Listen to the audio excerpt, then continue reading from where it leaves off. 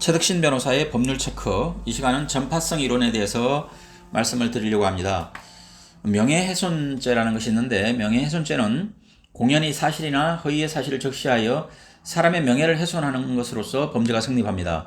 명예훼손의 성립 요건 중에 공연성은 불특정 또는 다수인이 인식할 수 있는 상태를 말합니다. 비록 개별적으로 한 사람에 대하여 사실을 유포하였더라도 그로부터 불특정 또는 다수인에게 전파될 가능성이 있다면 공연성의 요건을 충족하지만 이와 달리 전파될 가능성이 없다면 특정한 한 사람에 대한 사실의 유포는 공연성이 없다고 하여 범죄가 성립되지 않는다는 것입니다. 그러나 명예훼손의 전파 가능성 법리를 적용하면 가벌성 범위를 지나치게 확대하여 죄형 법정주의에서 금지하는 유추 해석에 해당하고 수범자의 예견 가능성을 침해하여 행위자에 대한 결과 책임을 묻게 된다고 하여 비판이 제기되어 왔었습니다.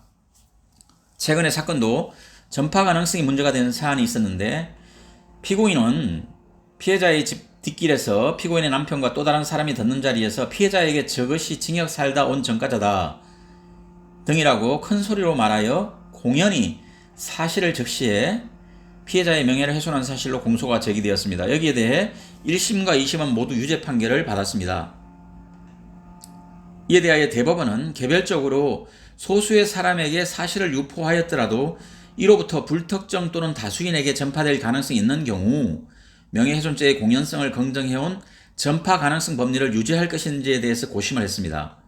고심 끝에 대법원은 전파 가능성의 구체적 객관적인 적용 기준을 세우고 판단 기준을 유형화하면서 전파 가능성에 대한 인식이 필요함을 전제로 전파 가능성 법리를 적용함으로써 공연성을 엄격하게 인정해 오고 있어서 전파 가능성 적용에 자의가 개입될 수 있고 결과 책임을 인정한다는 비판은 타당하지 않다고 설명하였습니다. 그러면서 특정 소수에게 전달한 경우에도 그로부터 불특정 또는 다수인에 대한 전파 가능성 여부를 가려서 명예가 침해될 일반적 위험성이 발생하였는지를 검토하는 것이 실질적인 공연성 판단에 부합한다고 하여 전파성 이론을 유지하였습니다. 그리하여 사건의 피고인에 대해서 2심과 같이 명예훼손죄의 유죄를 인정했습니다. 이 대법원 판결은 학계에 오랜 논쟁이 있었던 전파 가능성 법리가 현재에도 여전히 타당함을 확인한 데 의미가 있습니다. 또한 표현의 자유와의 조화를 위해서 전파 가능성 법리에 대한 제한 법리를 추가하고 형법 제310조의 위법성 조각 사유를 넓게 인정하는 새로운 법리를 판시했습니다.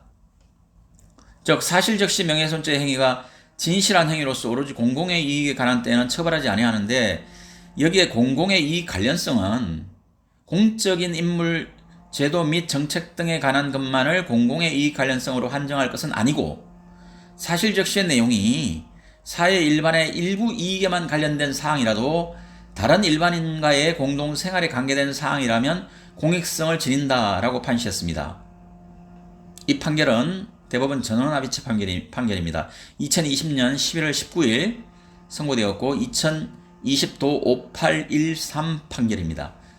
따라서 명예훼손의 위법성 조각은 공공의 이익 관련성으로 한정할 것은 아니고 사회 일부 이익에만 관련이 되더라도 공동생활에 관계된 것이면 위법성이 조각된다고 할 것입니다. 이상입니다.